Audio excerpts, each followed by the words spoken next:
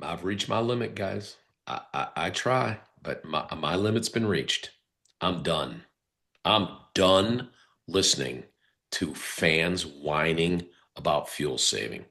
Okay? I'm just done. I warned you all before on this. Don't take me on this topic. Okay? I think I'm allowed to swear here. Yeah, drop it. Shut the fuck up. I gotta be honest with you. Why the did we even run the Phoenix race? We should have just handed it to my boy Zillage. This is deceptive business practices by NASCAR. And those that got a little nuts and going to let them hang a little bit are going to push that pedal harder and go to the front. Give them horsepower.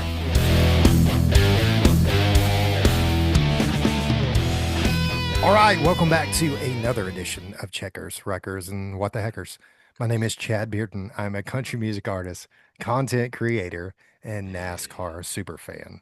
Sure. I'm joined, as always, by my illustrious co-hosts. Yeah.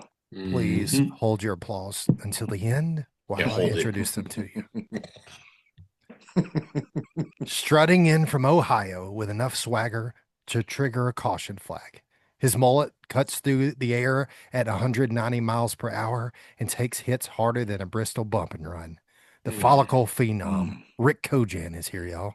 Man, that's a good one. What's up? I like that one. And listen, hey, I want to show you something. There ain't no spacer plate on that bitch. Nah. That thing's running wide ass open. No restriction. All right. Entering the studio like he owns the rule book. Cold opinions, hot timbers, and enough racing knowledge to overrule the entire garage area before the green flag even drops. Calling us into session, Chris, the Supreme Court Justice. Listen, here we go. All right. Uh-oh. We're in there. Oh, my God. Yeah. After all this time of getting you that gavel, you got it right. That's perfect. You did whatever you had to do with the mic and didn't shut off the noise canceling or whatever bullshit. I'm so happy about that. That was cool. Baby. We are back and better than ever. Damn, listen, I missed you guys. It's been a while. And better. We missed last week. I don't know, maybe because the 9-1 or something. I don't know. Maybe people's a little salty that we didn't go after Texas. But here we are. Here we are right here. Yeah, I got to throw that out. Listen, we're trying to Texas. We're trying to get it back on regularly scheduled.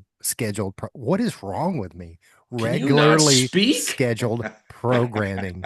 What have you been drinking? Flavored water? What is the matter with you? I've got the ghost going on right now. Oh, that's what it is. That's what's messing it up. I don't know about that, but you want to see what I got? Now, I feel a little bad about this one. Quick story. Chris, relax. Here she comes. Oh, man. I know. It looks like a Kirby beer. Like, dude, I love you like a brother from another mother on the other side of the tracks. But listen, come on. Shout out to my man, Kirby Boone. What a kind gift this was. Took me to that game up there. He's taken me to like 3 Hokie games. And, man, this is a good beer. I had it when they played Miami up there, and old Curb was watching me knock back 1, 2, 3, 4 of them. He's like, you really like that beer. Oh, yeah. I don't want to throw shade at my Demon Deacon, but that's a good beer. Anyway. That's fine. Sorry, Chad. I just made it my own podcast there for a minute. And I was you're good. You got to spend some time up there with Kirby and Watkins Glen. Chris, I did see him briefly. We shook hands and hugged, and he wasn't all that busy, he said, and he was just rolling on. Yeah. Apparently they weren't all that busy because I was supposed to work that race with both them and you. Yeah. And we were going to roll out early Thursday morning to take the motor home up. And about 6:30 Wednesday night, it all fell apart, which was okay. It allowed me to go to Alabama and spend some time with my boys. I think some of that was weather related, though. The forecast was Chris, very that's why you are the Supreme Court Justice. Yeah, because you have the answers in your head before you even hear the case. 100% correct. Yeah. I think, like, if you saw the forecast for what was supposed to go on versus what actually went on, and it wasn't that great, but it was passable, I'd have been like, I ain't going up there either. And I think that's what our Haas guests kind of phoned that one in and left my poor boss hanging. And we had to make a change at the last minute.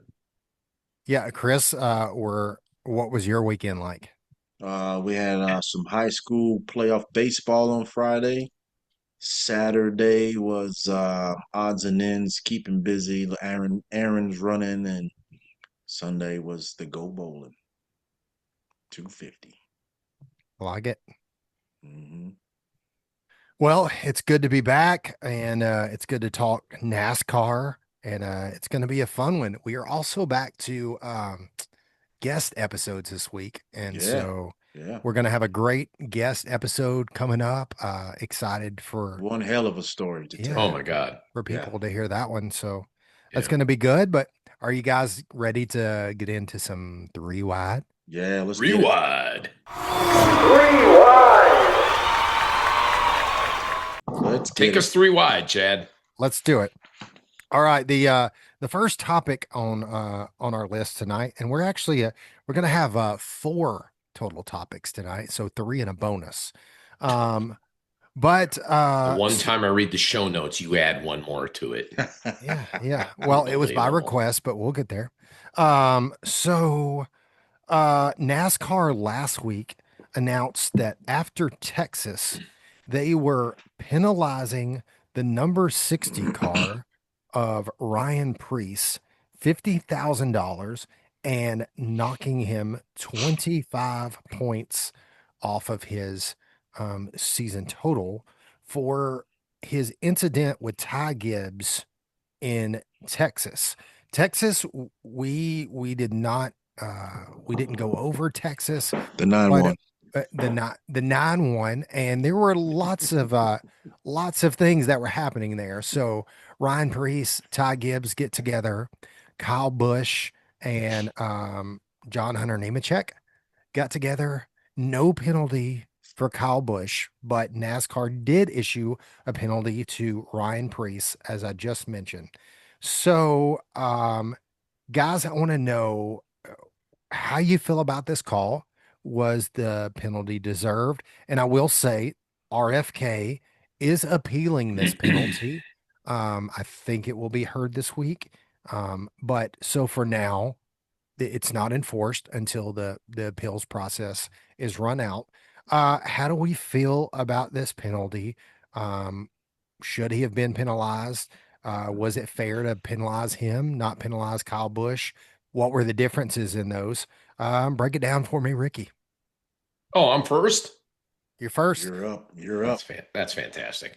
Listen, a little shout out here to a guy of mine named Southside Steve. Just call him Southside. We're Seinfeld fans, and I'm going to lead this off and answer your question, Chad, by saying the tradition of Festivus begins with the airing of grievances. Okay? And I got a lot of problems with you people. Okay? I know I'm biased. I know this. I get it. I got it. Okay? It's Preece. I'm a homer. Everybody knows it. That's my guy of guys. When he wins his first race, and he will, I'll probably miss the team flight home and have to buy my own ticket commercial. I don't care. So let's know up front before you judge me and put shit comments in our thing that I don't know what I'm talking about and he just loves Preece, because you're going to do it. He don't know ball. What a bullshit move. And here's why. Not just because it's Preece. And I don't like that we're comparing it. And I know the Kyle Busch thing happened, and I'm not going to speak of that, but let's pretend the Kyle Busch thing didn't happen. Let's just take it in and of itself, okay? You wanted more action. You wanted more, rivalries. You wanted more stuff in the sport here. And you have a situation where you want to be closer to the drivers. So now we've got in-car cameras, and we've got Fox and NBC and Amazon Prime or whoever's doing it, they're all trying to outdo each other and give you more information. Oh, what's the fuel mileage? Oh, what's on the radio chatter? Blah, blah. So all this stuff is coming to light, okay? And Priest said some things on the radio. He never flat out said, I am going to go wreck him. I believe he said, I'm going to get that guy or something like that. I don't know what the exact quote was, but the point behind it is that's what this sport is built on, this kind of racing. If we are going to take each piece and individualize, and basically, Supreme Court Justice, let me just take you into this for a minute, take each one to a court justice with SMT data, radio transmission, the various replays. Y'all, we're going to be here a long damn time. There's been a lot more egregious things that happened. I'm glad NASCAR has an appeals process. I'm not so stupid to say that, oh my God, RFK is going to win it. I'd like to see a split. I'd like to see, hey, take 50 grand and give him his points back. But you can clearly see where I'm at on this, and I'm going to just reserve the right to not answer anymore for fear of getting myself in trouble and running my mouth. You're going to plead the fifth on the rest? Court Justice, what do you got? I would agree. I think it was hold on one second, Chris. I do just want to read this. Okay. This. Oh, he's going to read the exact quote on the radio. Go ahead. Just so everybody has the context. All right. He said, "What an effing idiot that kid is. He is so lucky. His car is so effing fast. Yep. All right. When I get to that 54, I'm done with him." Okay. All right. Go ahead. So that means he's going to flip him off when he goes by, or is he going to?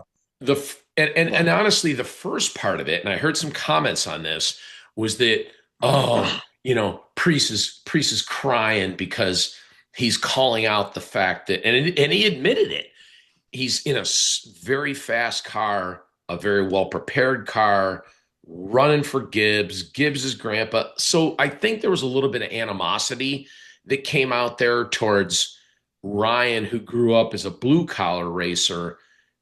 Kind of people were like, well, he's taking shots against Ty Gibbs, and maybe to a degree, right? True. Mm-hmm. But again, that is not a clear telegraphed. And the move itself, the move itself was a door. It wasn't a freaking, and then people were like, oh, the Denny Hamlin thing and this. Like, it wasn't a pit maneuver like a state highway patrol for, I was going to swear. I'm not even going to swear, for Christ's sake. Yeah. So, yeah, I'm with you there, Rick. It was definitely not like he turned him, right reared him or left reared him. He turned him, right? He didn't turn him. Door slapped him like other drivers have done. That's it. Door slap. Yep. Right. He absolutely doored him. I agree. Right. Didn't Reddick door slap and got faster to win? Yep. No penalty was done there. So yeah, I think the penalty's dumb. I think it was an overreaction by some folks. I think it's a waste of time to say that, let's get 25 points and 50 grand for door slapping. I don't know. I just don't think that's a legit way to go about it. I just think it opens up the field now to reviewing every single incident. Every single thing. Let's go to HBO it's not Max like F1. Like F1. Oh, let's go to the stewards. The stewards are talking about it. Right. Oh, he brushed a tire and stuck a fingernail on. Come on. Yeah. Now we're going to use HBO Max in-car cam as evidence. Yeah. I'd like to know what the super fan thinks. Supreme Court, what do you think of that? Should we ask? Yeah. Give me 1 second. For some reason, my computer is not I noticed you disappeared. My computer's not charging, so I'm trying to make sure it doesn't die. Hang on. Yeah, so I would agree with you. I think it's BS.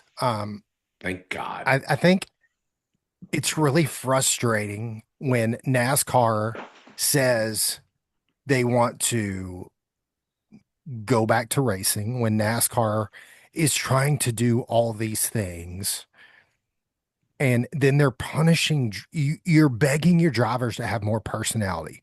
Yep. In Talladega, Steve O'Donnell went above and beyond to compliment Carson Hocevar and all of his personality and in his post race. Yes. And he said, these are the kind of things that we need. Mm-hmm. So do you want them to go back to corporate that you just told us was not working for you? Or do you want them to be able to express themselves? Listen, I'm not saying it's okay to right hook a guy or it's okay to put somebody in extreme danger or something egregious, right? Right. Like nobody wants anybody getting hurt. But also like pick where you want to be on that and then pick where you want to be on these calls. Because if it's going to be one way, it needs to be one way across the board. Yeah. You know, it needs to be, hey, if you intentionally did something, or if we think based on SMT data and based on your comments on the radio and based on all these things that we're going to fine you, then it needs to be that way for everybody. But what's going to happen is all those drivers are again going to retreat.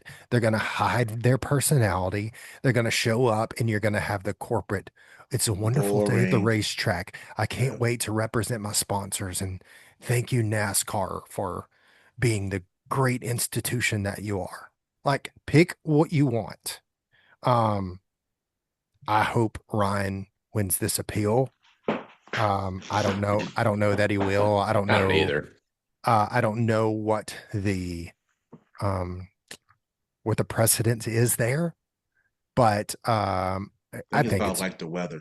Yeah, I think it's BS. Big so time. That's my thoughts on that. Hey, one quick one before we move on. Yep. 3 people who know racing, supposedly. That's why this is a racing podcast. Right. Whose call to originally announce this, not announce, but deem this a penalty? O'Donnell, Kennedy, Moran, Elton Sawyer, or maybe I'm missing somebody. Who do you think calls this? I honestly don't know, and that's why I'm asking. Maybe who runs race control?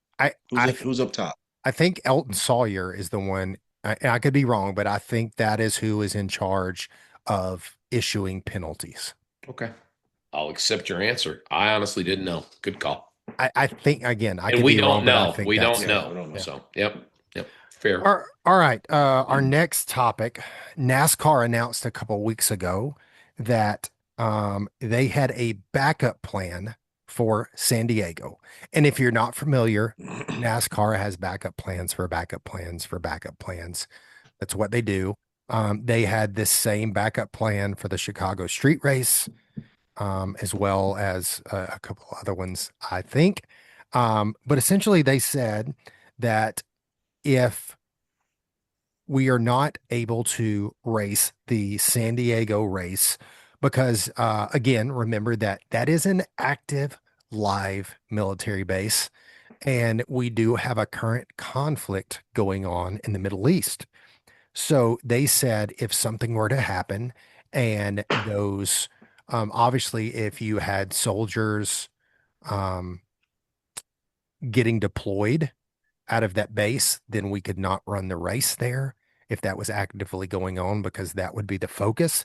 They said they would move that race to the Daytona road course. What do you think the chances of that happening? And if something like that were to happen, is the Daytona road course the best option, or what should they do? Starting with you, Chris Justice. I think the percentage is low for that to happen. Do I think racing the Daytona road course would be cool? Yeah. I mean, you think about the Rolex 24 hour they run there, right? So it's proven that it can be a well sustained road course race, right? I don't think it'd be detrimental for us to run there as a plan B. Um, but you never know. Like I would prefer to go back to Road America if they're going to run road course. Let's go there, right? Like that road course is badass. Ricky?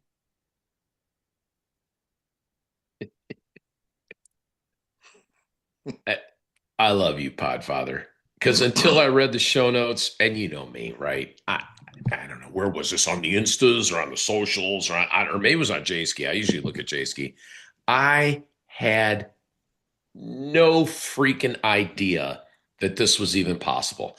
I was already excited. I'm like, what plane am I on? It's going to be sunny. I used to live out there for 19 years. SoCal, let's go. San Diego, love it. And then you like burst my balloon, piss me off. You're like, what's NASCAR's backup plan? And I thought to myself, I like Backup Plan. I think it's a song by Luke Combs and Bailey Zimmerman. And if you listen to it, it is a badass song. So it's like about growing up and like, what's your backup plan? And I'm like, I always wanted to work in NASCAR. I worked at Sony 36 years. I don't have an answer to this question other than it better not. I'm going to swear. Let it fly. Let it go. It better not fucking happen. Okay? Get yourself a peace deal, protect my 401k and everybody else's, reduce gas prices, and don't fuck with my NASCAR race. Damn it. You heard it there. Thank you. Heard it first. Thank you for letting me get out there. What you got, Superfan? Where are we going? We're going to ship this thing to like Bermuda or Grand Cayman, or like, I don't even want to move it. It's going to be such a great race against a great backdrop. Please, badass, please let us race on Coronado. Listen, I agree with you 100%. I think it is going to be an incredibly cool race. I think that you have seen so many people hyped up. Drivers are hyped up about this race, and drivers that are typically not hyped up about a road course. I think NASCAR has dumped a ton of money into it, and obviously they're having to work with the federal government to make this happen, since it's happening on federal property. I will not be the person who tells you that I think I know what's going to happen or not happen in the Middle East. I don't think the Middle East knows what's going to happen in the Middle East. So, yeah, for me, I think you plan and you hope and you wish that everything stays status quo, and this comes off as one of the most incredible races that we have ever seen.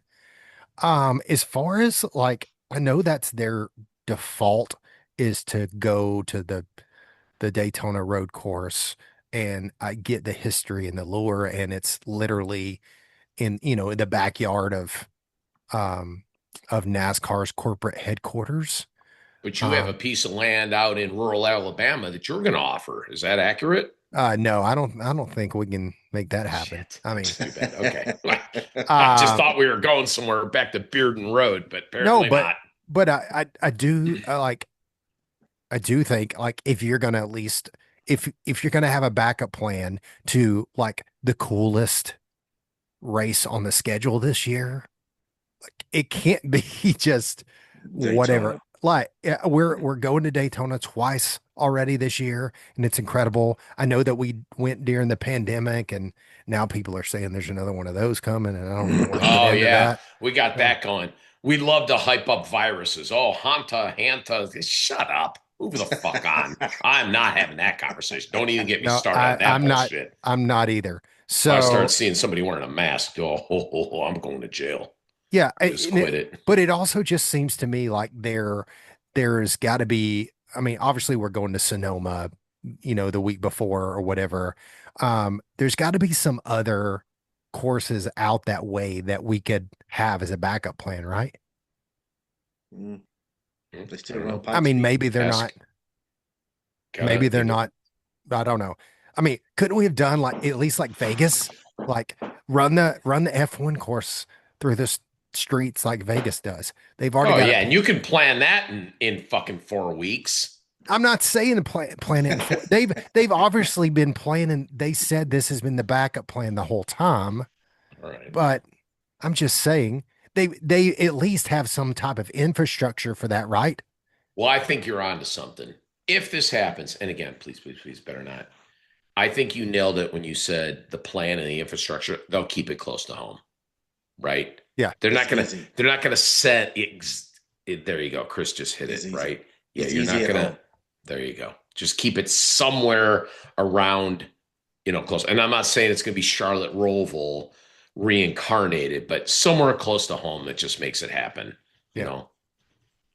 All right, let's move on to the next topic. This has been kind of a debate over the past couple weeks. And I guess it kind of always is, especially with our we've had the same reigning most popular driver for uh, how many years now? Too 7, long. 8, a long time. Yeah, we've lost count. Whatever. Since Dale Jr. retired, stepped out of the role as a car. Yeah, he took over. Go ahead. So my question for you is, Carson Hocevar's fan base is growing quickly, rapidly, and massively. He has got huge supporters behind him, like Cletus McFarland, who has a massive reach on social media. Is there a chance that Carson Hocevar could beat out Chase Elliott to win the most popular driver this year? Ricky, we're starting with you. How come we never start with you? I always like we did me once and then Supreme Court. How come we never start with you? Because in the 3 wide segment, I kind of let you guys run that, and then I Interesting. Is that because you're the podfather and you're bullying me right now and you get mad at me when I bring these things up? No, be honest. No, it's literally just I like to listen, let you guys show your expertise. Find me $50,000 then, and I want to go take this to the Court of Appeals because I want you to go first.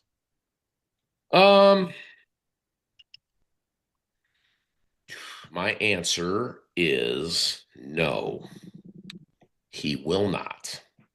And the reason why I think, and I understand all your social media mojo fucking magic that I don't know nothing about, is there's still a lot of old freaking NASCAR fans in the sport like myself. And I'm not necessarily saying that I'm a Chase Elliott fan, but I'm saying I think timeline wise, there's still more mass that Elliott has with the whole demographic of NASCAR to support him.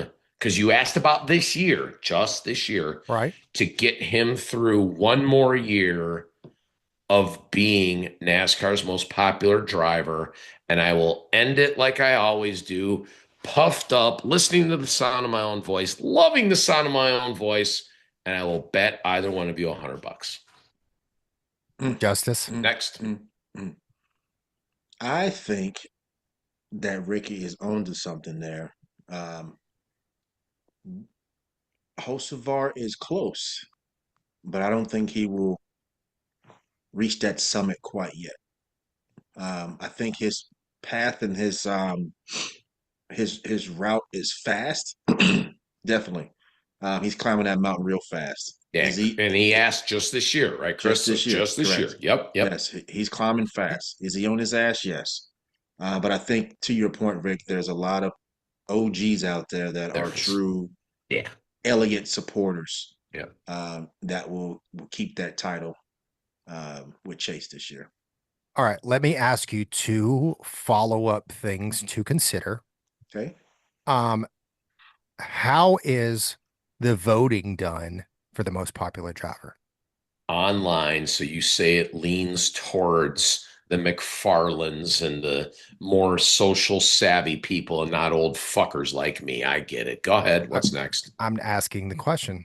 I answered the question. No, I'm asking, does that change your opinion of it? I'm not. Second question. Oh, first of all, Chris, did you have an input? I'm gonna say no. It doesn't change. How did they do it? Like I don't. He wants you to reconsider, Chris. Is what he wants. Go ahead. Consider. Good. What do you got, Pop? Secondly, what's next? Have either of you seen the numbers for previous years for most popular driver? No. I have voted. I know in the past when we sponsored Priest, I tried to rally the troops at Sony and tried to vote Ryan in, but no, I've never seen the numbers that actually take it. That's because they've never released any numbers on the most popular driver. So what are you getting at? I'm not necessarily getting at anything. Black helicopter. There it is. That there have been holy shit. What is that? The black. God damn. Chris, I'm under attack over here. And it's not Iran. So that was funny. So the black helicopters have been out on social media, but also I think a little bit fueling that is Dale Jr. has also kind of talked on this subject into the fact that they don't release the numbers, but somebody called him out on Twitter where he was talking about this and said, somebody called out Dale Jr.? Yeah. And said, Jesus. How do you know, what insights do you have on this? To which he replied, well, I won the thing 14 times or whatever the number is that he won it. I think I have a little bit of insight to it. Yep. But it is, I mean, there is no transparency in that, right? So do I think that Hocevar wins this year? I do not. Do I, and this, you guys, this is. So that means you're not taking my $100 bet. That's no. He passed. Get somebody in the comments section to take my $100. I'll pay him via Venmo or whatever electronic bullshit. There you have it. But is it better for the sport to have a Chase Elliott win or to have a Hocevar win if you're NASCAR? And again, I'm not trying to feel. I think it's like a safe play either way. It's a part B to this question. Well, that's a safe play either way. You can't lose if you're NASCAR. If Chase wins I agree with Chris. Or Hocevar, like that's a win-win for everybody. Yep, okay. Interesting, but I agree. That's fair thoughts. All right, let's.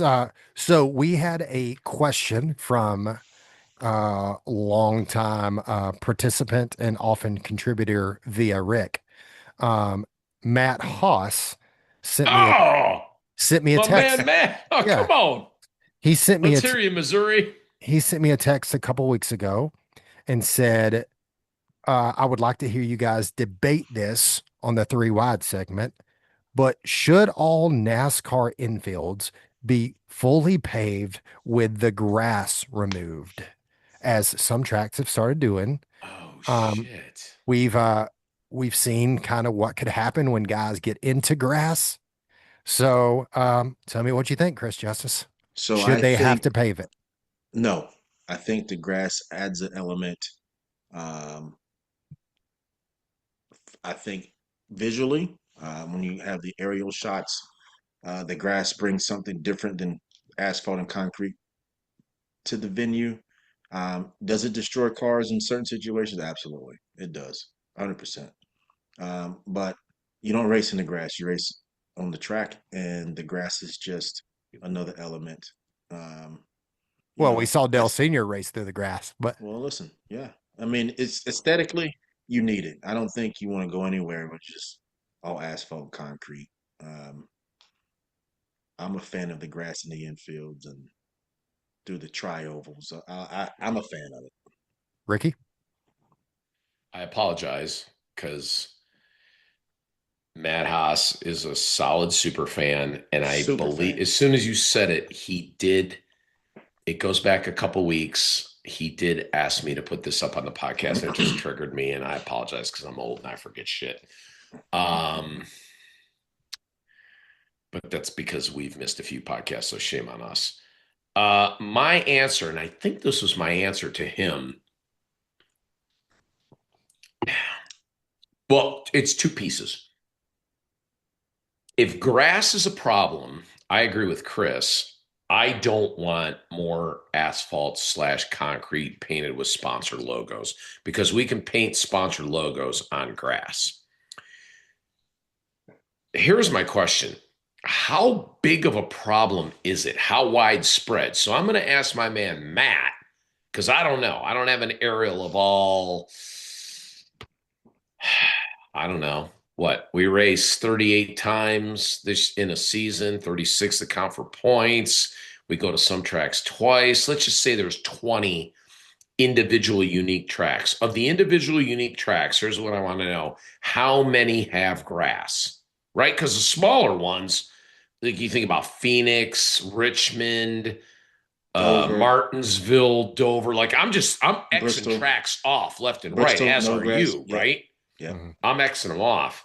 Of course, Sonoma. What are you going to do with Sonoma and Watkins Glen? You're not going to pave everywhere around there. San Diego, we're going to go to a military base. I don't think they're growing a lot of grass patches on a military base.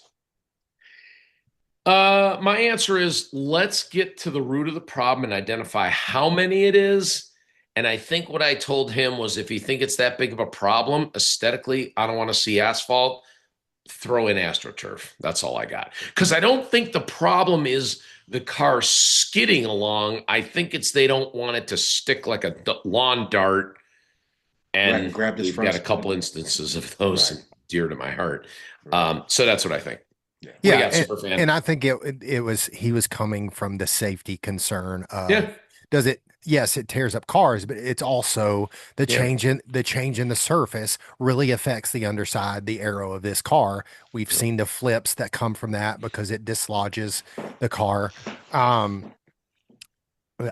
don't want to do that.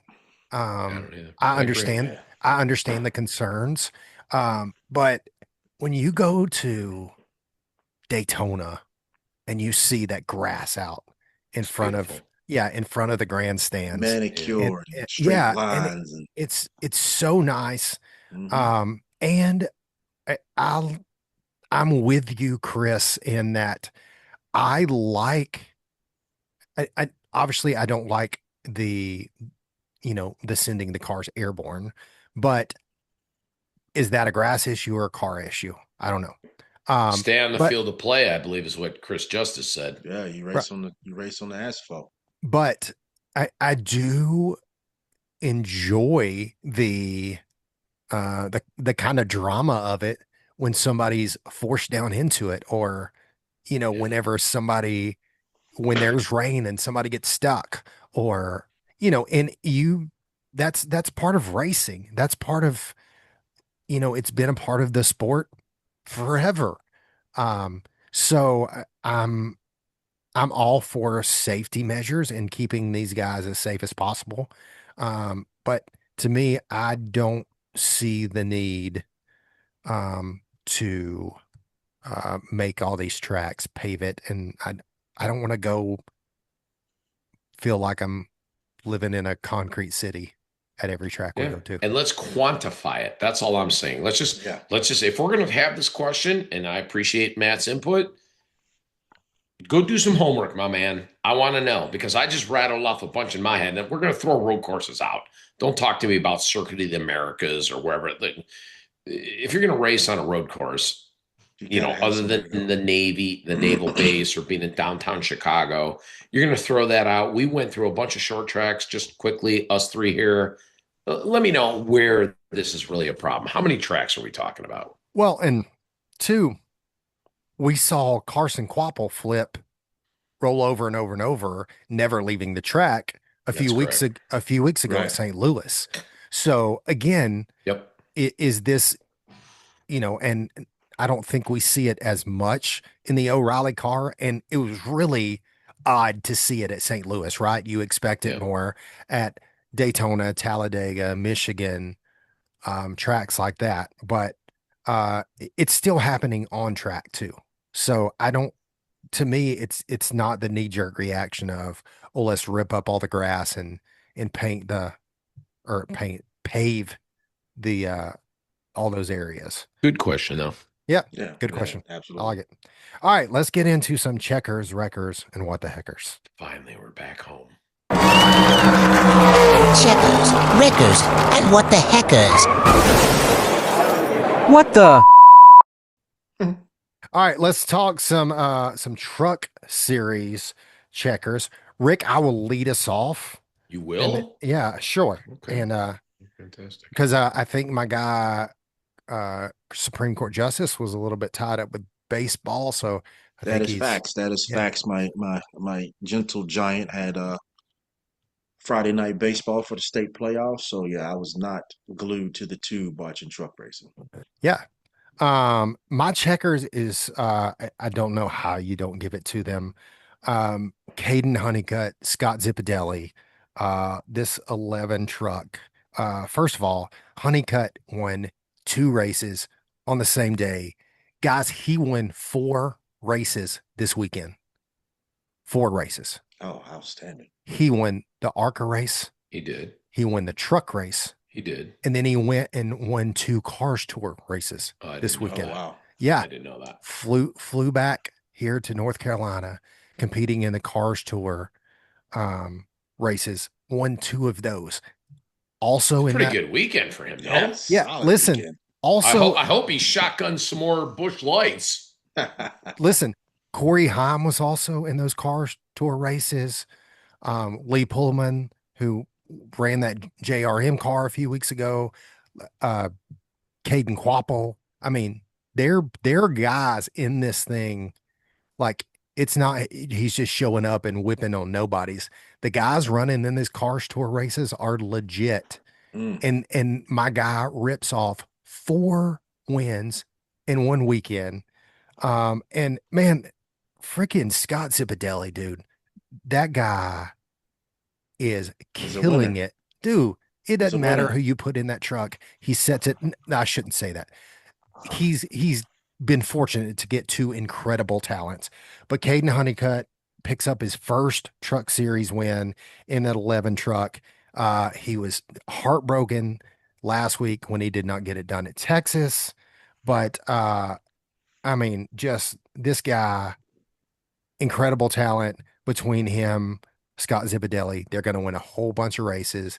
That 11 truck and Tricon garage are going nowhere anytime soon. That's my checkers. Ricky? Yeah, quick one for me on this one. Chad, are you not friends with Honeycutt? Wasn't there a time he was going to be a guest on this show? Honeyman, not Leland Honeyman. Oh, it's Honeyman. Honeyman Honeycutt. Okay, yeah. So I will not call you out for individual bias, although I do agree with you in winning 4 races in one weekend. Quick checker that I have, and again, let's go back to my boy, Matt Haas.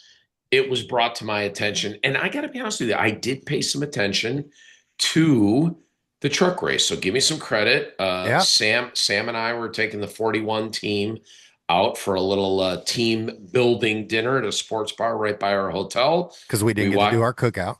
That's right. We had good plans for them. And Ram had 3 trucks finish in the top 10.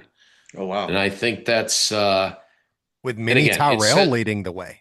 Yeah. It says one thing about Chris Rice and the effort, right, from colleague. I think it says a bigger thing about Ram and their participation in the sport. So I just think that should be noted as a checker. So I should say I'm plagiarizing.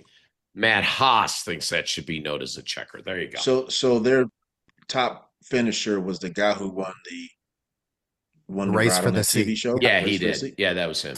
And gotcha. Butterbean came in right behind him with a joy after that. Yeah, Queen was 9th. I think Tyrell was 8th. Yeah, So a little insight there that I don't know if I didn't put it together or I didn't realize it was still the case, but I got to have a little impromptu coffee date session, not really date, but unintended. You're with coffee dates now? With Corey LaJoy the other day before he left for Watkins Glen, and we got to talking about those trucks, and I talked to him about some of the things that we had talked about on the podcast, how I thought it was a really cool move that they'd brought him in, and I liked the idea of what was happening there and all that kind of stuff. And I asked him what he thought of the program and what he thought about where they are and where it's going and all that kind of stuff. And I was under the assumption that this year, when Ram came into the series, that they were building all these trucks new to be Ram trucks. That's not the case. So these are the old Kyle Busch Motorsports trucks with a different rebodied. with a Ram front clip on them. Yeah, rebodied. Yeah. And so these trucks are several years old. Not caught up maybe, but he told me that they've been working on the program, obviously, and Charlotte in 2 weeks, they're actually going to run their first new Ram built chassis truck. Interesting. It's actually going to be like out of their program, out of that colleague program. So he was really excited about the potential that they could see in those trucks and at least having a difference, right? So because even last year, to his point, he brought up this point. He said, Kyle Busch got in one of these trucks last year and even he couldn't make it go fast. And you're talking about a guy that's won more than most anybody else, in all 3 series combined. And so, especially when he goes down to trucks, I mean, we saw it at Atlanta. We've seen it, he's either first or second pretty much every week he gets in one of those trucks. But so I will be interested to see the difference in those trucks when they go to the new ones, which apparently are starting at Charlotte. So really good conversation with Corey. Really appreciate him sitting down and just spending some time with me. I stopped by there. I left the gym one day, stopped in there, got some bagels and coffee to bring back to the house. And he came in and sat down and just hung out and talked for a while. And I appreciated that. So look at you having coffee and bagels with Corey LaJoy. Good job. It was great. We're such a super fan. Fantastic. But well, it was kind of funny because Corey and I mean, I have his phone number. We text on occasion, not very often. He's come in cardiacs a good bit. I've dealt with him on a few things, but and this is not a knock on Corey at all. But so he came in. I said, "Hey, Corey, how are you?" And I had no intent to bother him at all. Just, I just come out of the gym. I was whatever, and he's doing whatever he's doing. So he goes and orders his stuff and he comes back over and sits beside me. And he said, how do I know you? Hey, that's better than me. I crashed his party one time at Seaboy Restaurant and he was sitting alone at the time. So it wasn't bad. And I just said hello and chatted for a bit.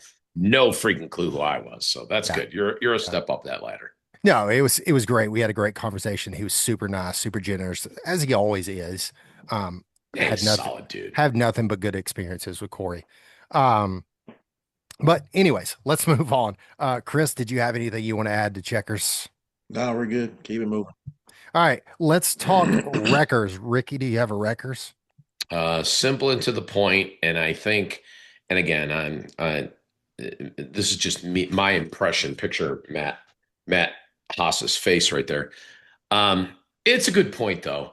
The truck series kind of gets penalized in the fact that like a 3:30 start on a Friday makes it tough for the working man, if you will, to like see that race. And yes, I know you can DVR and you can do this and you can do that, but even from a ratings standpoint, right, they're in the penalty box to begin with because it is Friday. That is their day to have to run. So unless they can kick off at 7:30, 8:30, 9:30, which you clearly are not doing at a road course. Right. Yeah, that's a wrecker for that series for that. Yeah. And mine is kind of going to go hand in hand with that, almost a little bit the same, but different. So the trucks did not qualify because of weather. Mm-hmm. So Destiny Spurlock was going to make her truck series debut. She's been tearing it up in ARCA cars. Dude, not tearing it up like crashing, but finishing well, top tens. So she's been smashing the like button in ARCA cars. She has this incredible background in motorcycles, killing it on that. She ran ARCA a few weeks ago for the first time and just went out and put down a solid performance. I think she ended up getting collected in somebody else's stuff, but she was driving the heck out of that car. And she is somebody with immense talent who I hope that they're going to get her some more starts. And hopefully she gets a chance to do it at a spot where she actually, she did nothing wrong, right? It wasn't like she went out and Mother Nature did it. Yeah. So that sucks. So my records was that she didn't get a chance to show what she could do in that truck because I think that you're gonna see some cool stuff from her. Chris, anything? No, sir. All good. All right. For my what the heckers, I'm gonna go with Trans Am Racing. So I am utterly amazed at the talent that is coming out of that discipline. Obviously, we have Connor Zillage, who is a rising star, a phenom. We saw what he did last year in the Xfinity Now O'Reilly series, ripped off 10 wins and, all but won a championship. Was the absolute dominant force of that race. And he is going to be in the Cup Series at some point. Like he is going to be that force in the Cup Series at some point. Now we have Brent Cruz, who came out, ran this truck race, was essentially the dominant force in the truck race all day. This kid just turned 18 a few weeks ago. And every single track that we go to now, he predominantly runs in the O'Reilly series, that JGR car. But everywhere we go, when we were in Talladega a few weeks ago, it was his first ever super speedway. And he runs the thing up. I think he qualified third. He was one of the fastest cars the whole race long, almost won that race. Insane, like the talent that is coming out of this series. And I don't know if it's a series that we previously didn't look at for NASCAR because it is more of a road course discipline. But where was this at before? Where did this come from? Because the talent that is coming out of this series is next level. That's my Heckers. That's a good one.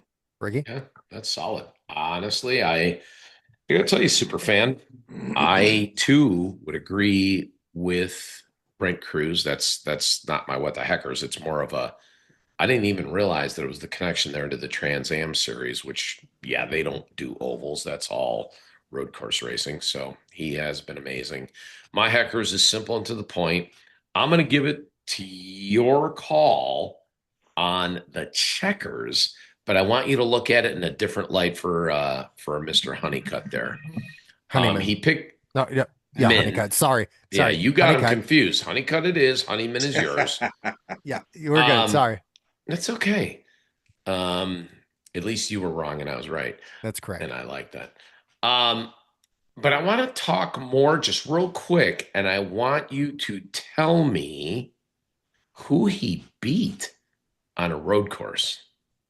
He beat an absolutely stacked field. Give me three names. Zillage, SVG, 1, Chastain. 2, 3. And I was going to throw in Allmendinger. Yes. Ridiculous. Yes. Matt Haas, you get all the credit for that one. I knew that. I was watching the race. Like I said, when we were doing our 41 team dinner thing, but I didn't realize. I'm like, oh, yeah. Oh, that's a Cup driver. Oh, that's a Cup driver. That's a Cup driver. That's a Cup driver with road racing acumen. Man, what a win for Honey. Cut and not men. Caden Honeycutt. Next. Chris, anything you want to add? He's adding move on to O'Reilly. Yes, All right, please. let's talk O'Reilly. Give me O'Reilly. Go ahead. You can go on with your thing. I'm doing my thing. Yeah, he's Give me a checkers. I'm allowed. Oh, I'm starting out? Yeah, you're up. Shit. You sure? I'm sure. Oh, that's a big social media online podcast hug from my man, Connor Zilich. Y'all mess with me. Y'all dick around with me. That's fine. Y'all make fun of me, make stupid videos of me. It's all right. What do I got there? I got a little bolero. Don't you call these boleros or bolos? Boleros. I don't know. Here, put up.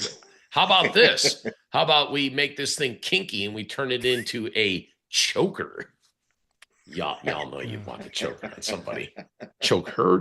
What? Let's just stay. Let's this just got stay off the with, rails. Stop. With bolo tie. That is from Sparky's. I think that's how you say it. Sparky's. Yeah. He has a cool little store there. He does bolo ties. He does croc charms. He does belts, all made out of the 164 diecast. Really cool. I feel like this turned into a commercial. Nonetheless, I turned it into a choker, but doesn't everybody? Hey, listen.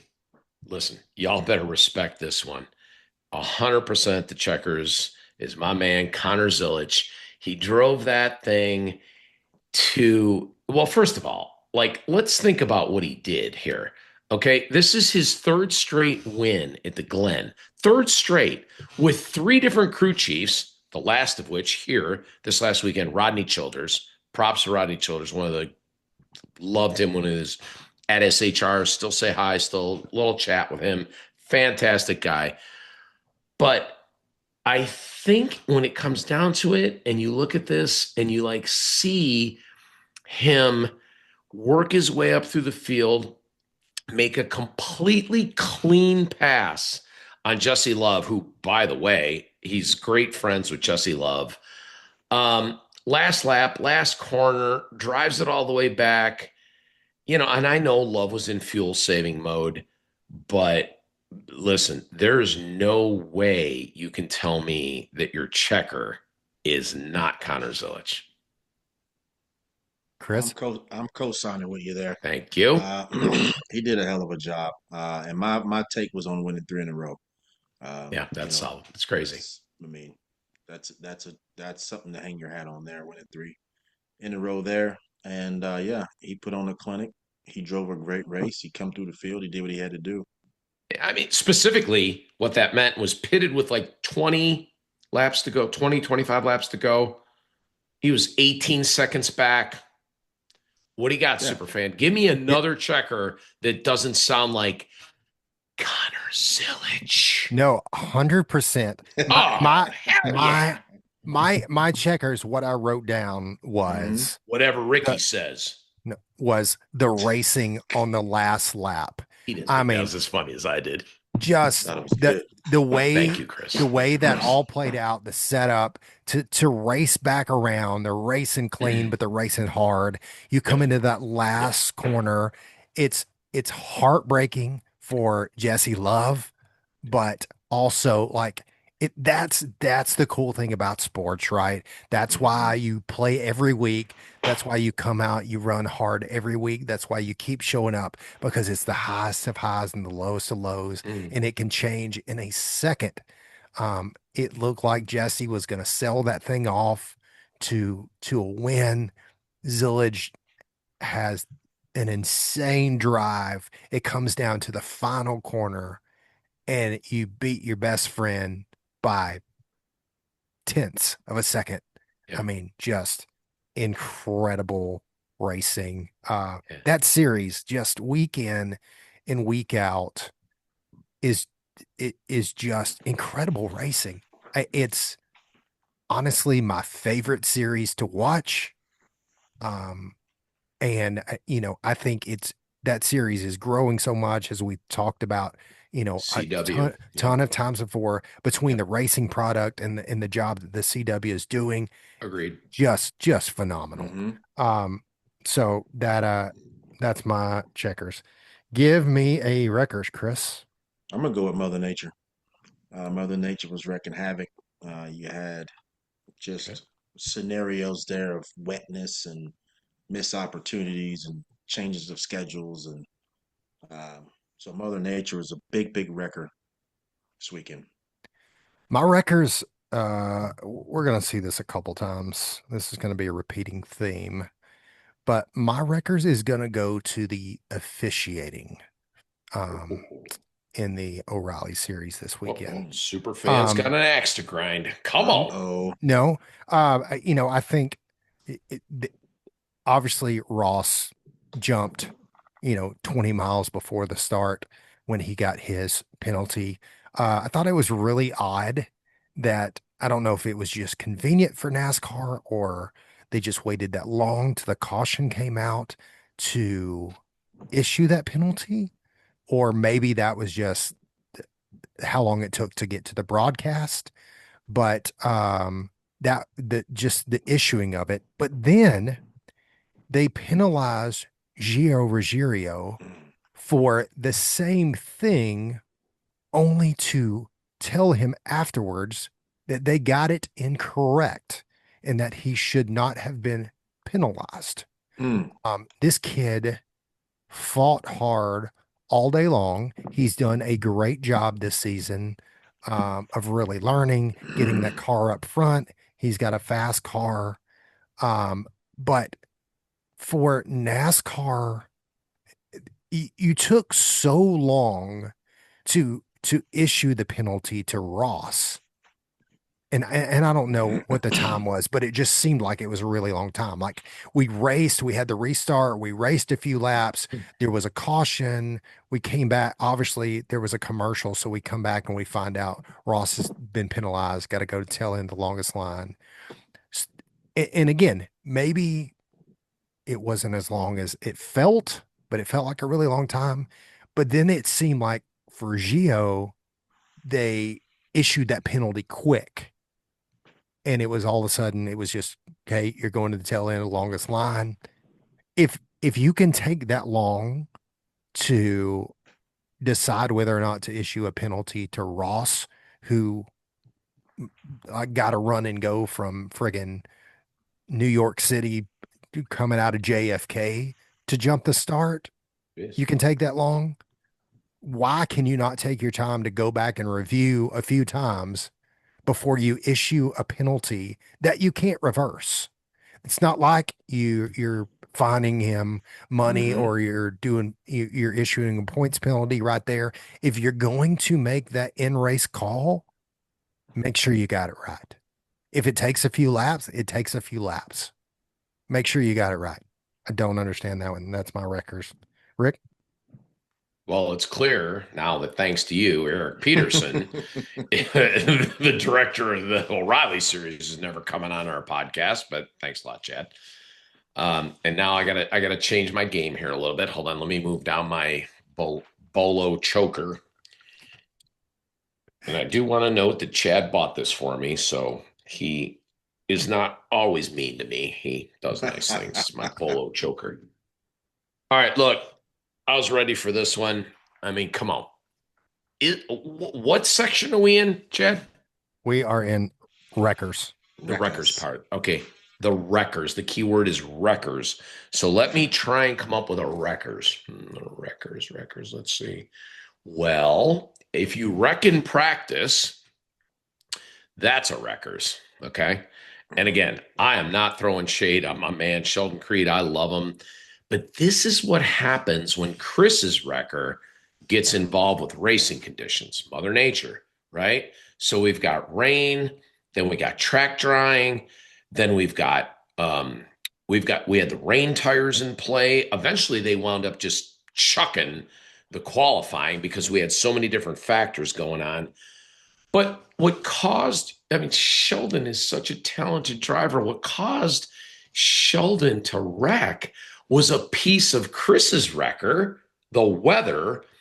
And if you watch that replay, what gets that 00 tank slapping is because the pretty colored rumble strips having to be done in the NASCAR bars color. They're painted, and painted surfaces are wet and slick as opposed to the racetrack. I felt so bad for them. And here's the thing for me as kind of a novice to it. He backed that thing into the wall. Didn't look that bad to me. When that car came back in, that car was that bad. Okay. And I'm going to get to the follow-up on this. I'm going to add one more thing that makes wreckers really wreckers is when you wreck not just once, you wreck twice. And he gets shoved out of line in the bus stop by Little Gator.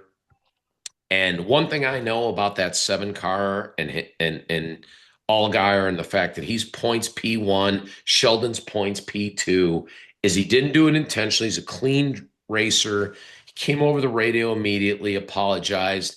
I really don't think Sheldon was holding any grudge. But the crazy thing, and again, back to our previous thing about grass on racetracks, there's going to be grass on a road course. There's a ton of torrential rain. So now I'm tipping back my hat to Chris and his records. Sheldon was not going that fast. When he got offline, I could almost see the Goodyear on his tires. That's how slow the car was rolling before he turned that 00 inadvertently into a lawn dart. And literally, am I lying? Put that car at a 45-degree angle, okay, up in the air. All 4 tires off the ground. Pick that thing up like that, so much so that the back bumper cover that Ace and Daniel Coffey and so many other people worked so hard to fix that car from practice tore that bumper cover back off like a tear off on a windshield, okay? And then plopped the car back down and left a divot in that little bit of grass that looked like a 56-degree lob wedge from Scotty Scheffler. Although he probably doesn't have that big of a divot. Maybe it's someone else who plays golf down in Atlanta. I don't know. I don't know. But it left a divot. There's my records. Come on. All right. I'm up first for Heckers, and make it good. For me, the Heckers was SVG in this race. The guy who is the premier road course racer. I'm not sure. I mean, obviously it's not SVG, right?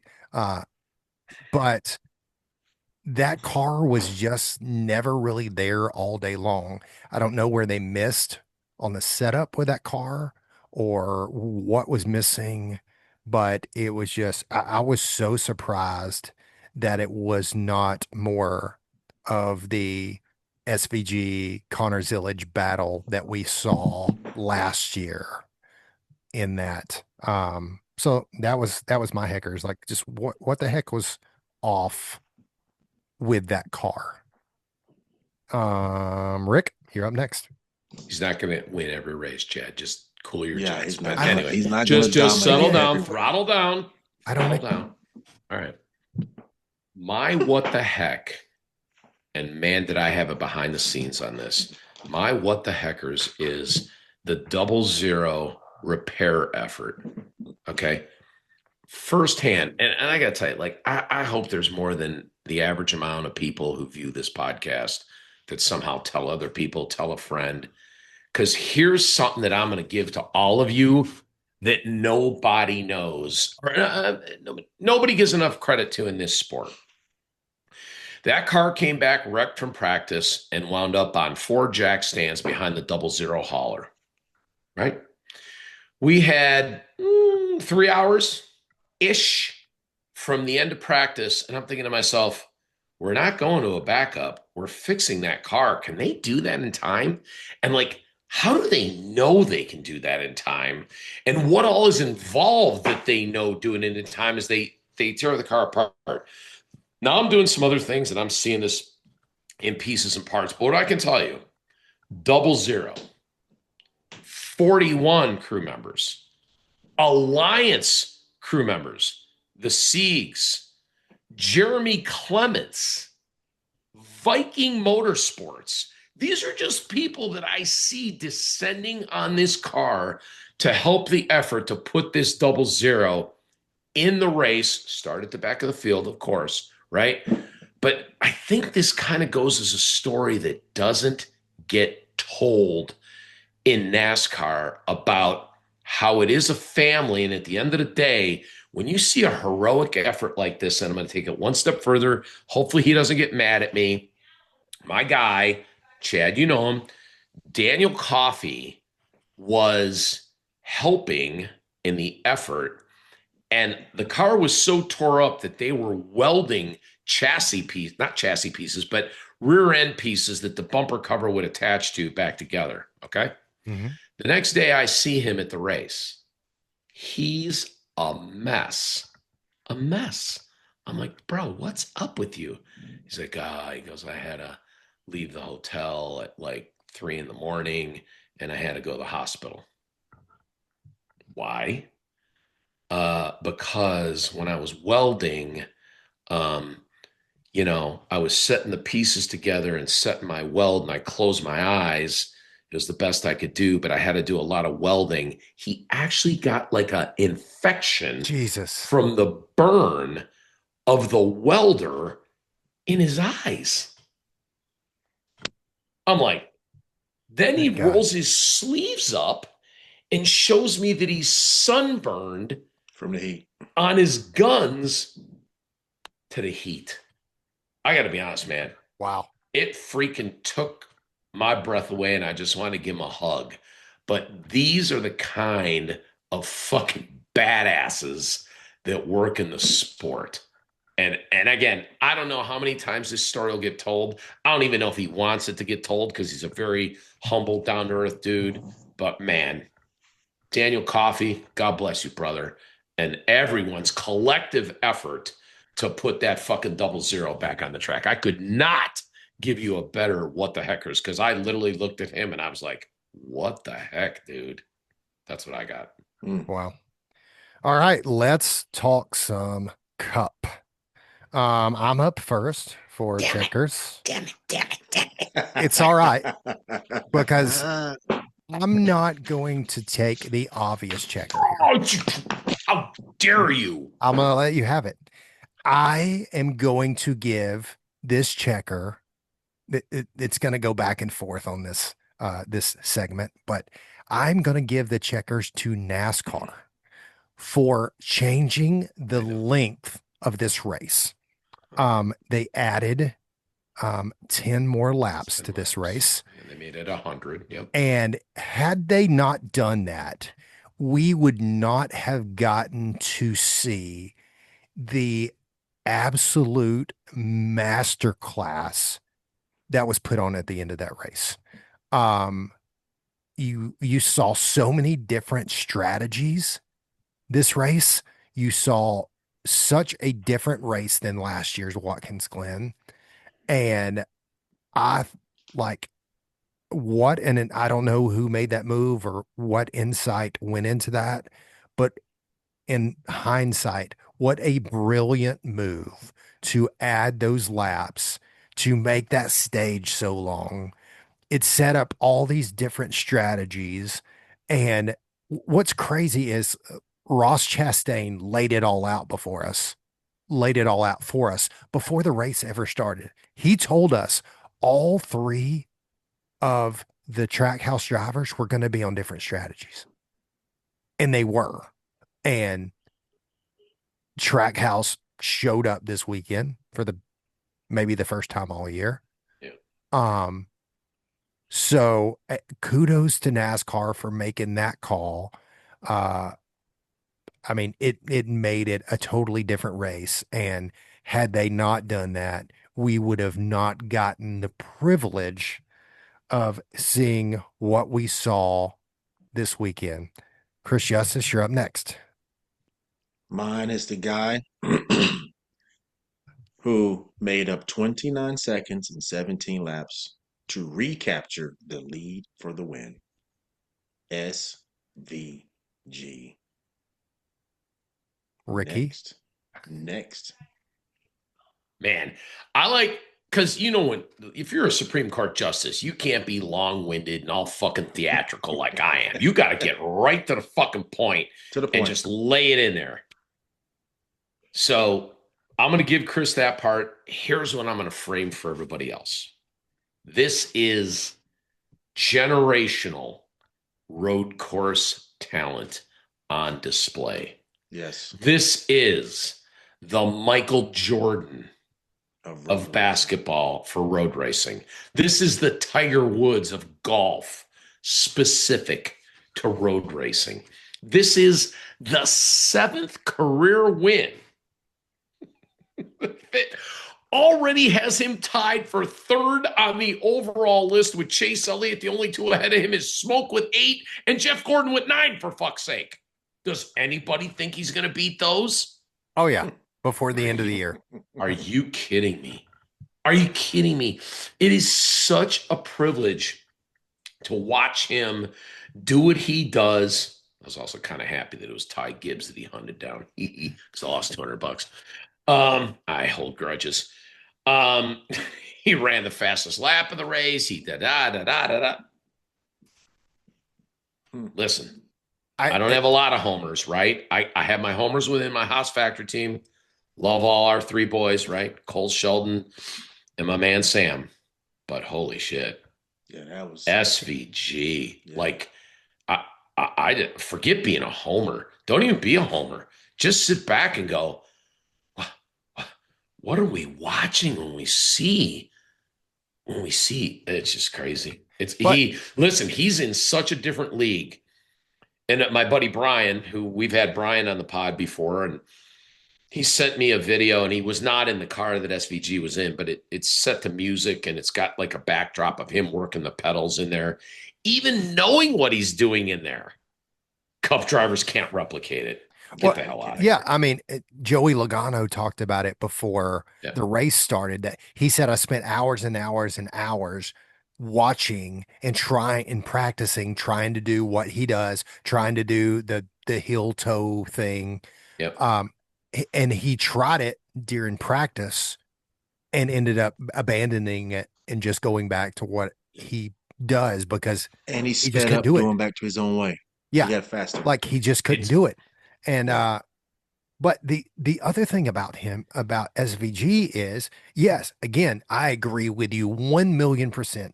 We may never see another road racer. Oh, we have Zillage, we have Brent Cruz coming up. Can't compare. But he also the consistency. He's been, in my opinion, the best of those Trackhouse cars all year on all racing, whether we were at ovals, short tracks, road courses, whatever. The guy's sitting 16th in points. He's making the chase as of right now, if it ended today, not just because he won a road course. This is his first win of the year. Yeah. He's showing some consistency. So hats off to him for that. Wreckers. SVG. Chris, you're up first for Wreckers. My Wreckers was along the lines of what you just said. My Wreckers was Logano trying to steal a man's style and it failing. That was my Wreckers. Rick, you're up next.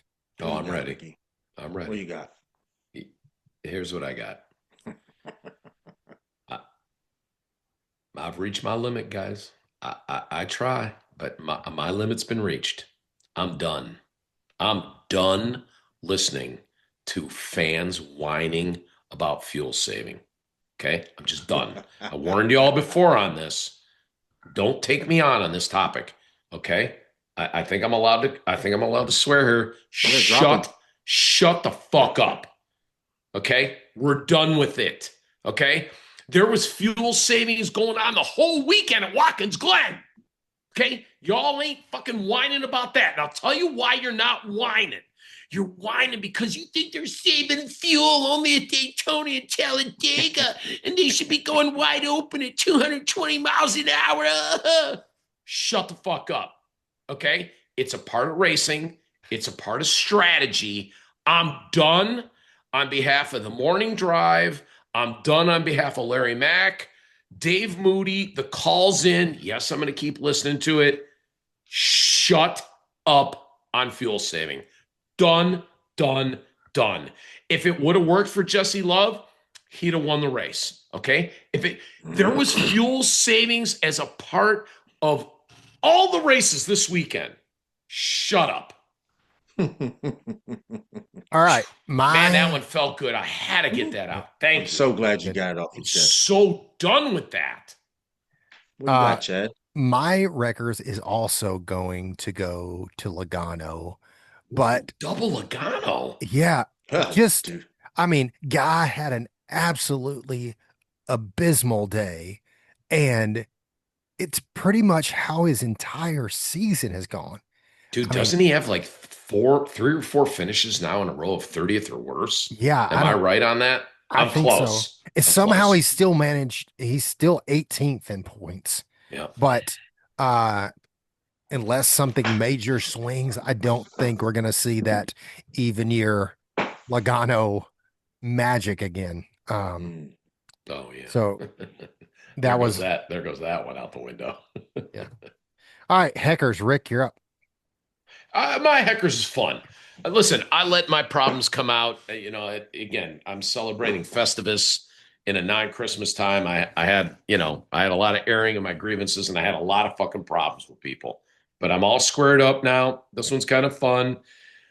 I'm down there in the pit box, and all of a sudden, I just feel like this wind come through. And it was windy this weekend. Don't get me wrong. Okay. I was a little bit cold at times, but whatever. My fat ass at 230, I got through it. I feel this wind come through, and it just felt different than other winds. Okay. And of course, I'm on my driver channel and I'm listening, and all of a sudden I see the TV, because we happen to be pitted where we had our TVs on the box, a giant, and credit to Watkins Glen for having such a giant TV. And I see this like black thing go up in the air.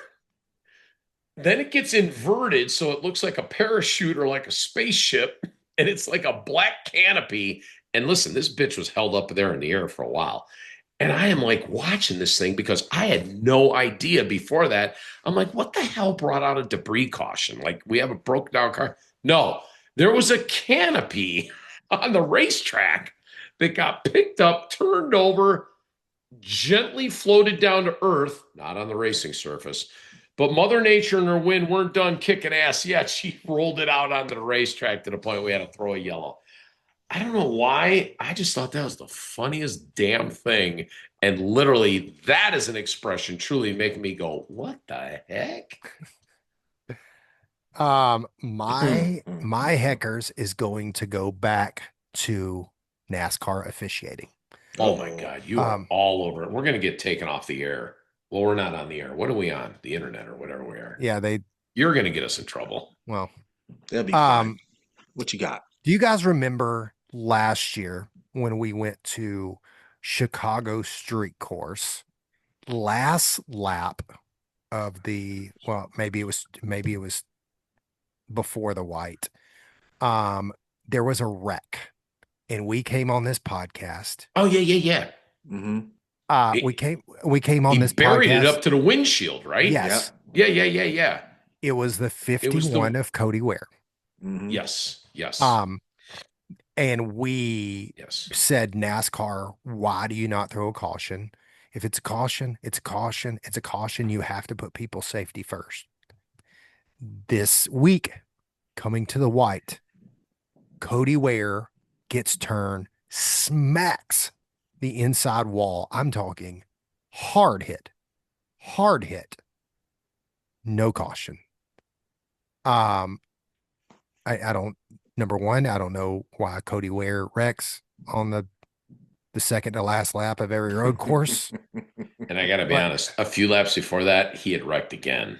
Yeah. He had wrecked earlier. I think, but I get where you're going with this. I think NASCAR was just like, really? We're finishing this race. And I get they wanted to finish the race. Yeah. SVG had just put on an absolute clinic. He had a 7-second lead. I get all those things, but still, driver safety has to come first. I understand it would mess up, possibly, nobody knows what would happen on a restart.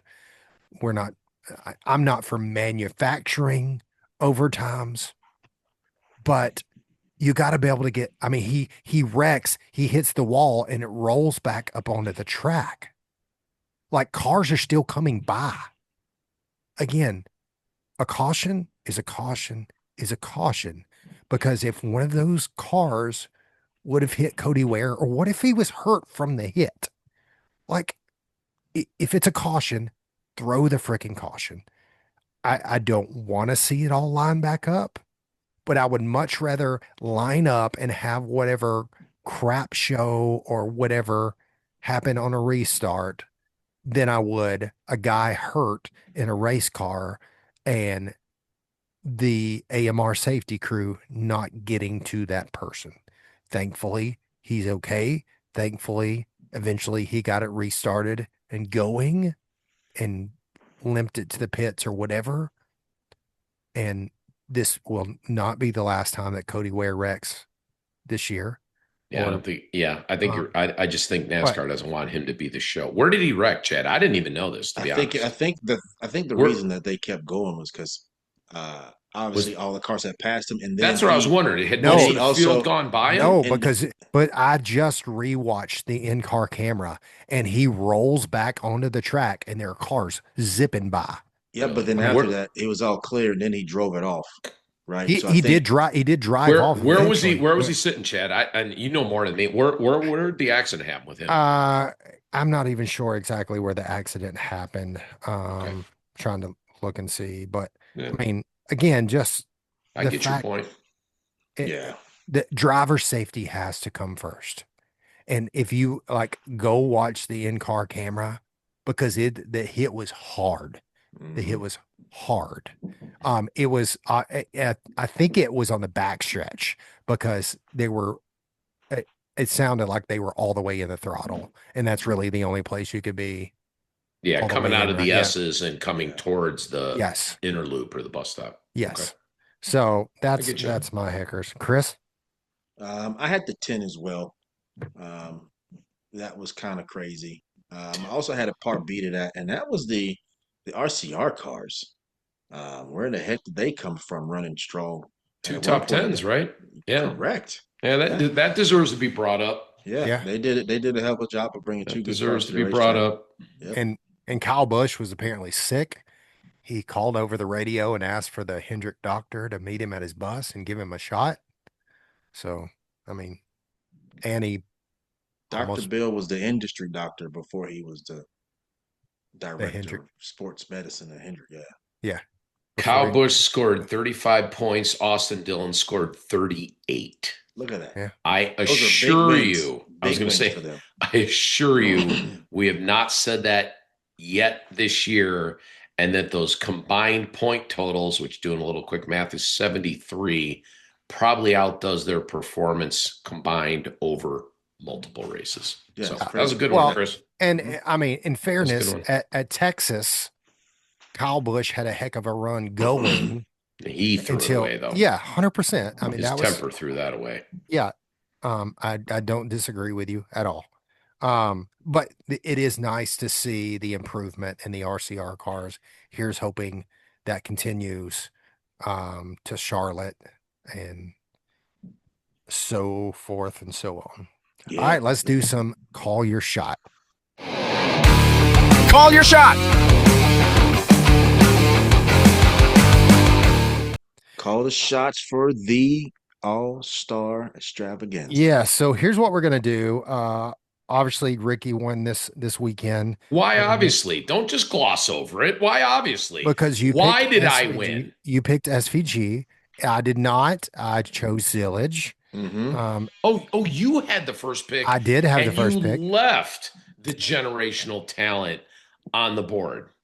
Well, I just get a Rick. You were right. You're right. I mean, we're giving you with Rick in there. Rick, you were right. Rick, you're right. All right. So here's what we're gonna do. Obviously, this is a little bit different race. This is not a points paying race. This is a go try to win $1 million, which is less than you would make in a normal race. But go try to win $1 million.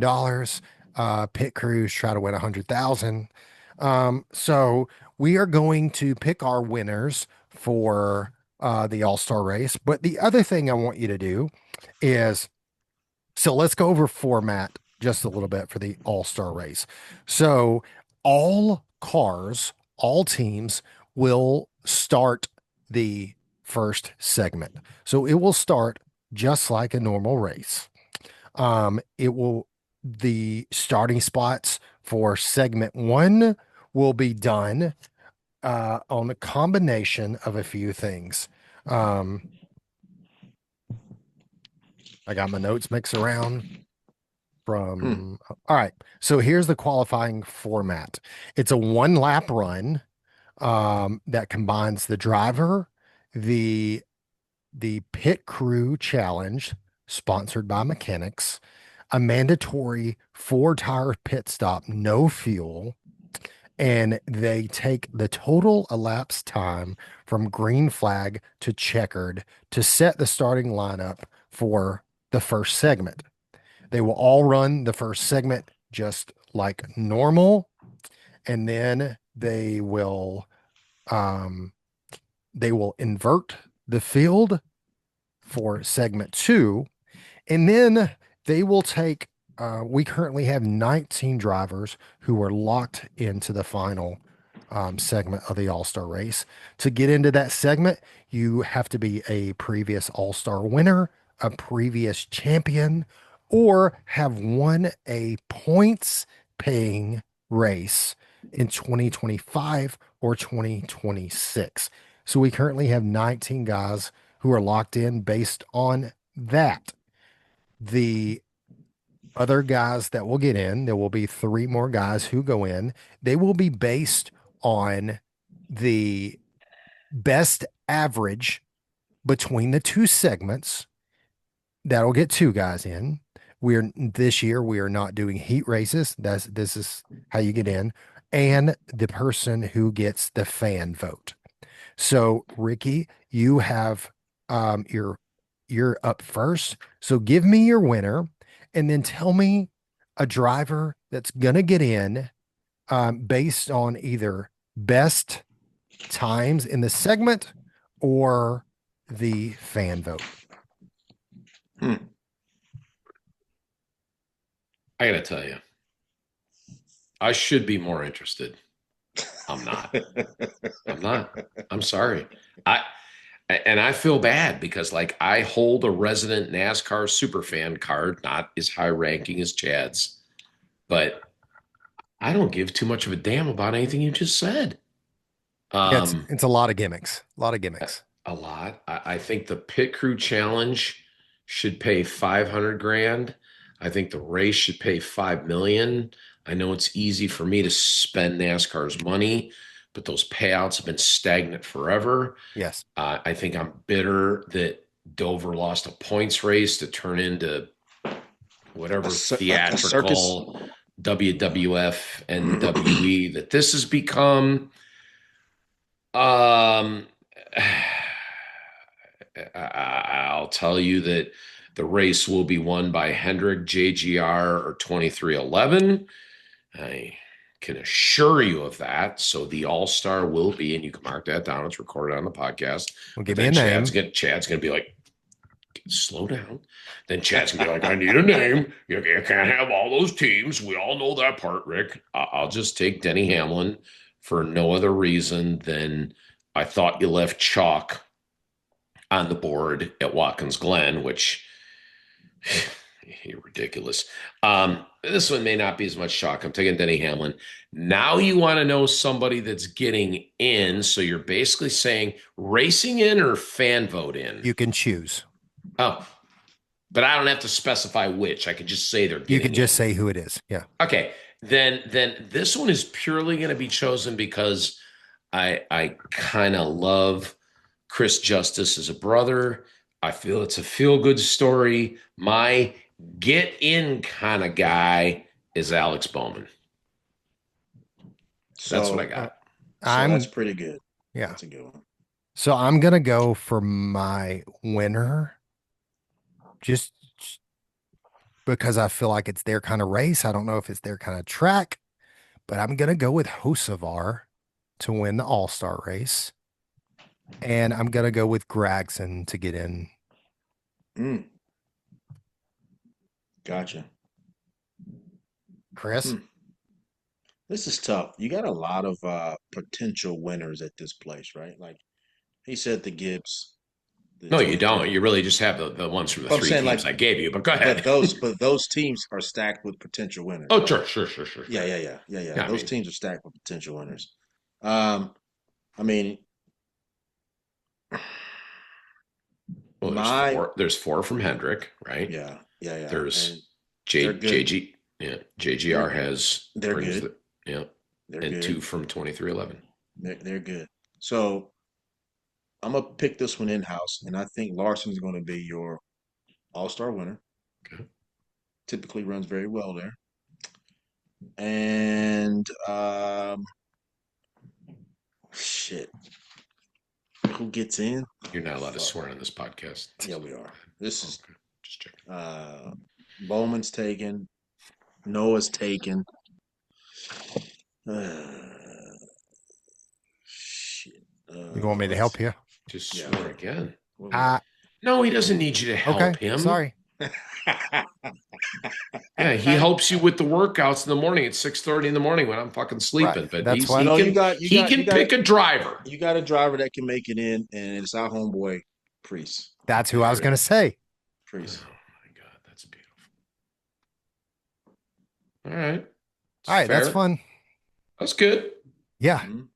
I still think this thing should add up to something or some steak dinner. And I know you owe us for a steak dinner for something. Yes. I'm not letting this shit go because bets need to be paid. No, I the steak agree. Dinner's the bracket. We all got to get together at some point, be at a race. Listen, all together I'm super busy with baseball and swimming, so you guys got to get back to me. Yeah, you're right. Put us on the schedule, Ricky. Back to me. Thank you. All right. This has been a super fun show. I do want to encourage people to watch our social media over the next week because we're going to make a pretty big announcement around the Coke 600 race big with some stuff we got going on. I would love to announce it right now, but honestly, I'm still waiting on an approval. So yeah, you are, and you're gonna keep waiting. Nothing. Anyways, some cool stuff going on. We're collaborating with some awesome other podcasts and some awesome other people. Those are collabs, not collaborating. Those are collabs. Okay. That's what the cool people call it. Like when we're ripping cards and sick and you get a pull. Yeah. I'm going to pull something. All right. So, anyways, make sure you're watching our socials this week for that, because as soon as we have the clearance to announce it, we're going to, I have, about 4 minutes ago, I was supposed to have a call for 2 of those. And then I have another call at 9 o'clock in the morning. See how the Podfather's putting this all together for us, Chris? Yeah, man. Listen, I'm just going to go eat and watch playoff hockey, but whatever. He's busy. He's a busy guy. But anyways, so watch out for that. Another fun episode. We'll see what happens. I think for us, the verdict is still out, to use one of the Supreme Court justice's terms, on the All-Star race this weekend. I hope for the sake of Dover that it works. I do not want to see them taken off the schedule entirely. I don't either. So no, Dover's a good place to go. Yeah. Dover's one of the good ones. I really hope that it work. I mean, first of all, I want it to, I think we all say this all the time, but we want things to work for the good of the sport. Yeah. And from a geography standpoint, you don't want to lose that footprint. No. And it's such a cool trophy. It's such cool marketing. Unique around track. Yes. Yeah. So anyways, hopefully we get the best out of this, and it gets them either this is awesome and we keep doing it, or they get back to a points paying race. So we'll see what happens. Agreed. And then we will all be back at the track for Charlotte together. So that's going to be exciting. That's it. All right, fellas, it's been a good one. Hit that like button, subscribe button, smash it, share it with your friends, co-workers, church group, choir. Spread it on the Instas. Yeah. Friends, neighbors, enemies. That's it. Whomever. All All right. Appreciate you. We'll see you next time. See you.